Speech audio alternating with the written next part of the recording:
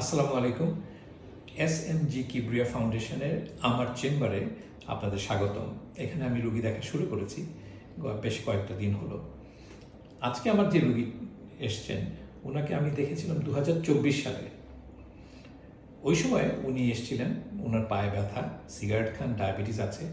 আমি তখন ওনাকে সিটি অ্যানজিওগ্রাম করেছিলাম, করে ওনাকে বলেছিলাম যে আপনার হাতে 3টা অপশন আছে, রিং পরানো, বাইপাস অথবা সিগারেট বন্ধ করে দিয়ে ব্যথার মধ্যে দিয়ে হাঁটবেন।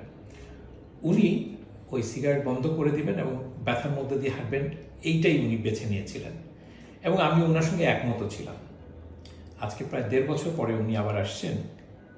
এইবার ওনার ডান পায়ের বুড়া আঙ্গুলে একটা ঘা দেখা দিয়েছে। আসুন দেখাই।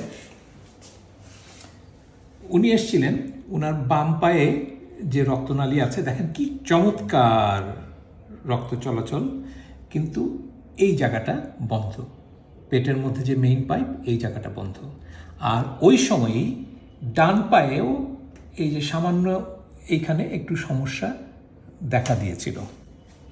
আমি ওনাকে বলেছিলাম যে আপনি যদি সিগারেট না ছাড়েন তাহলে আপনার বাম পায়ের সমস্যা তো আছে, ডান পায়েও সমস্যা দেখা দেবে। আপনাদের কি মনে হয়? আপনারা রাইট, উনি এখনও সিগারেট খাচ্ছেন। এখন আমরা কি করতে পারি? কিছুই করার নাই। তবে ওনার ঘা যেটা আছে খুবই সামান্য, এখনও যদি সিগারেট ছেড়ে দেন হয়তো আল্লাহ তার পাটা বাঁচিয়ে রাখবেন। এই কথাগুলি মানুষ বুঝতে চায় না। কখন বোঝে? যখন আর কিছু করার থাকে না। ওনার এখনও কিছু করার আছে, ওনার এটা শেষ সুযোগ। এবং উনি যদি সিগারেট খান, আমি ওনাকে বলেছি আমার কাছে আসার দরকার নেই, কারণ আমি চিকিৎসা করে ওনাকে ভালো করতে পারবো না।